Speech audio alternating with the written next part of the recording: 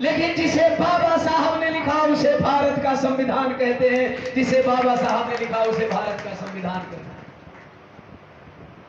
एक गीत गा दूं मनोरंजन के तौर पे, हर चीज देना है आप लोगों के बीच में जरूरी है। मैंने एक बिरहा हाल ही में गाया है और आप लोगों को पता है कि मैं हर बिरहा में देश की स्थिति और परिस्थिति को गाता हूं।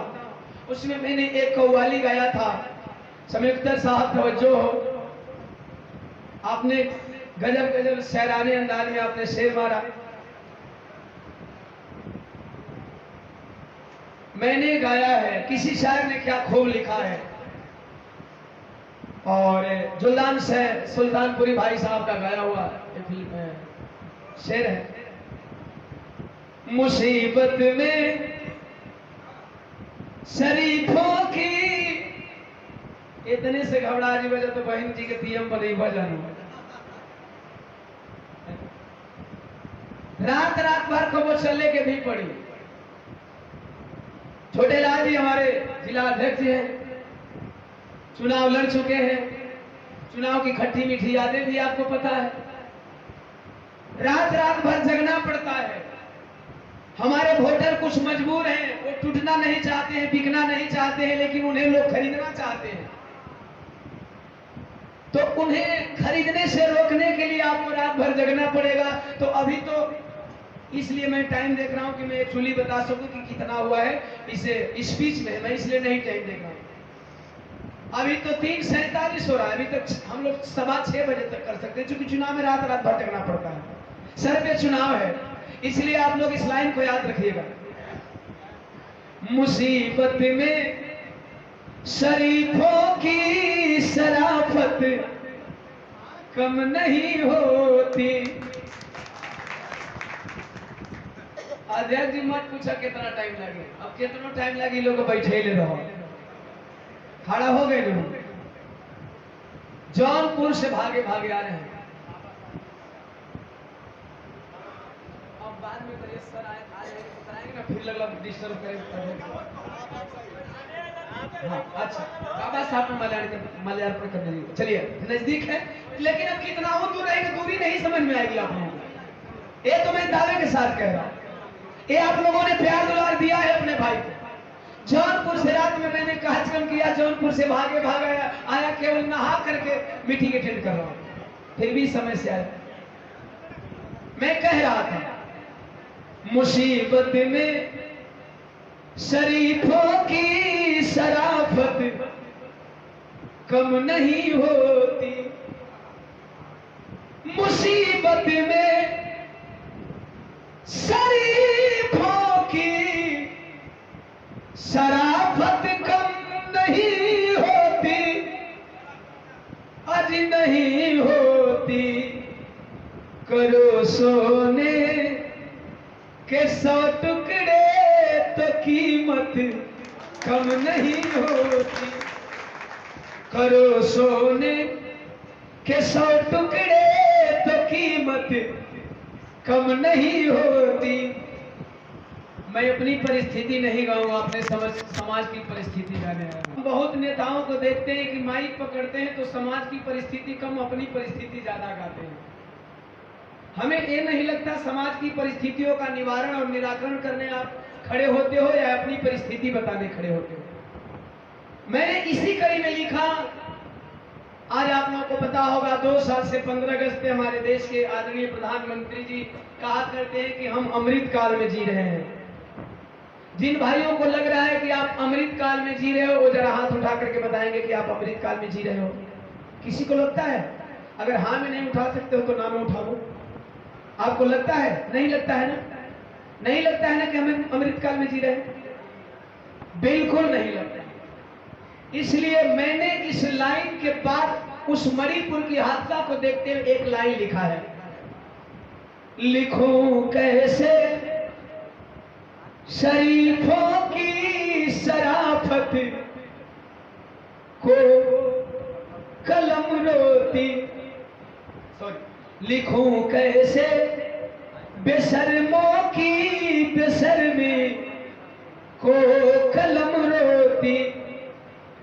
लिखो कैसे बेशर्मों की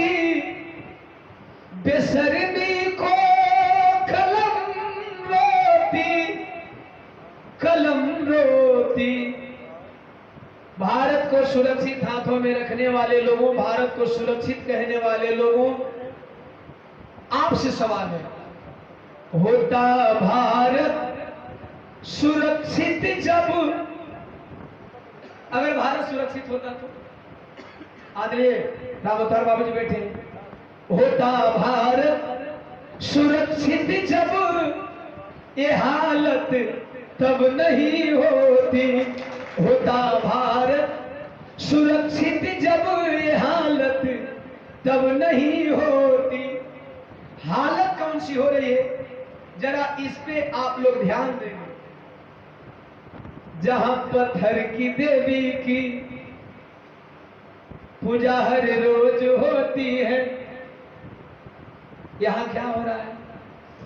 जहां हालत क्या है भारत की, जहां पत्थर की देवी की पूजा हर रोज होती है, वहीं पर जिंदा देवी आज बिना वस्त्र रोती है, वहीं पर जिंदा देवी आज बिना वस्त्र रोती है।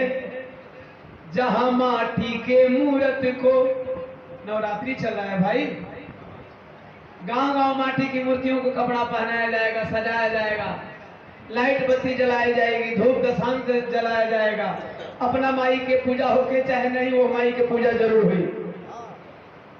जहां पत्थर, जहां माटी के मूर्त को वस्त्र पहनाया जाता है, वहीं पर बिना वस्त्र नारी क्यों घुमाया जाता है, वहीं पर बिना वस्त्र नारी क्यों घुमाया जाता है।